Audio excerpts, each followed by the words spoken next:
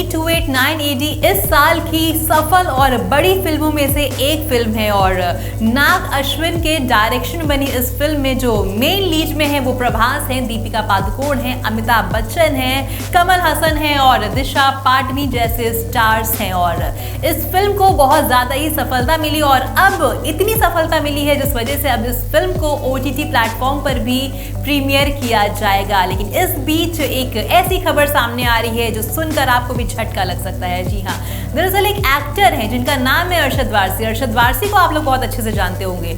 उन्होंने इतनी successful film की धज्जियां उड़ा के रख दी हैं। जी हाँ, एक इंटरव्यू के दौरान अरशद वारसी का ऐसा कहना है कि उनको ये जो फिल्म है वो एकदम भी पसंद नहीं आई है। इतना ही नहीं, उन्होंने अपना मुंह जो है यहीं तक का नहीं खोला, उन्होंने आगे एक और बात बोली। उन्होंने प्रभास का जो किरदार है भैरव वाला, उसकी तुलना एक जोकर से भी कर दी है।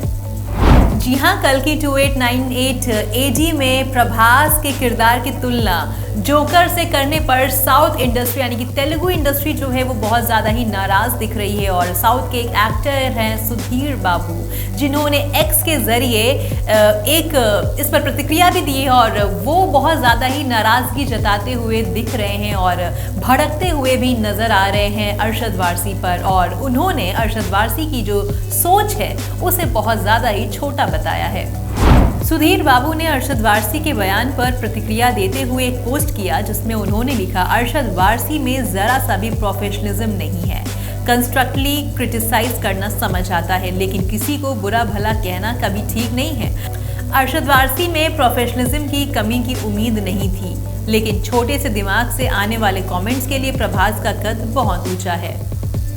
सुधीर बाबू के अलावा RX 100 के डायरेक्टर अजय भूपति ने भी इस पर अपनी प्रतिक्रिया जाहिर की है और उन्होंने बोला है कि प्रभास एकमात्र ऐसे एक्टर है हमारे देश के जो हमारे देश के लिए गौरव है और उन्होंने भारतीय सिनेमा को पूरे दुनिया भर में एक अलग पहचान दिलाई। और ऐसे में उनके लिए अगर कोई इस तरह का स्टेटमेंट दे रहा है, कोई इस तरह की टिप्पणी कर रहा है तो इससे साफ तौर पर कहना गलत नहीं होगा कि आपकी आंखों में जलन दिख रहा है और जो कुछ आपने बोला है वो दरअसल आप खुद ही हैं। और इतने बड़े एक्टर के लिए अगर आप इस तरह की चीज़ें सोच रहे हैं तो जाहिर सी बात है आपकी सोच कितनी छोटी है और आपकी जो सोच है वो अभी तक पनप ही नहीं पाई है। और इसलिए आप जो कुछ कह रहे हैं आप स्वयं हैं, आप खुद हैं और आपकी आंखों में जलन दिख रहा है क्योंकि आपको लोग भुला चुके हैं।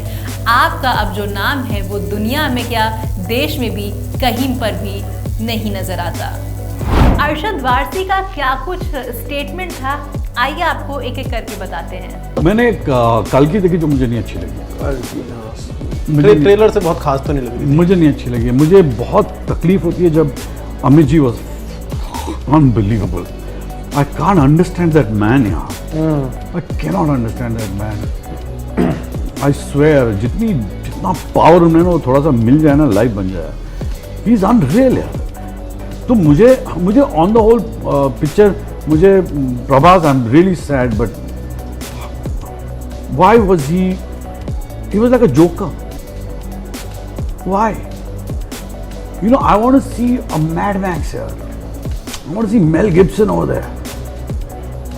तुमने उसको क्या बना दिया यार? क्यों करते हैं ऐसा? नहीं समझ में आता। जो पूरी खबर है जितना मैं समझ पाई, मुझे तो ऐसा ही लग रहा है कि अरशद वारसी का ये कोई पब्लिसिटी स्टंट है। उन्हें ऐसा लग रहा होगा कि अगर इतनी बड़ी फिल्म पर कोई वो टिप्पणी करेंगे या इस तरह का स्टेटमेंट देंगे तो वो लाइमलाइट में ज़रूर आ जाएंगे। और काफ़ी हद तक अगर उन्होंने ये पब्लिसिटी स्टंट किया है तो वो काफ़ी हद तक इसमें सक्सेसफुल भी रहे हैं। आप खुद ही सोचिए ना, कोई भी छोटी मोटी मूवियाँ आती हैं चली जाती, क्या उसकी कोई बात करता है?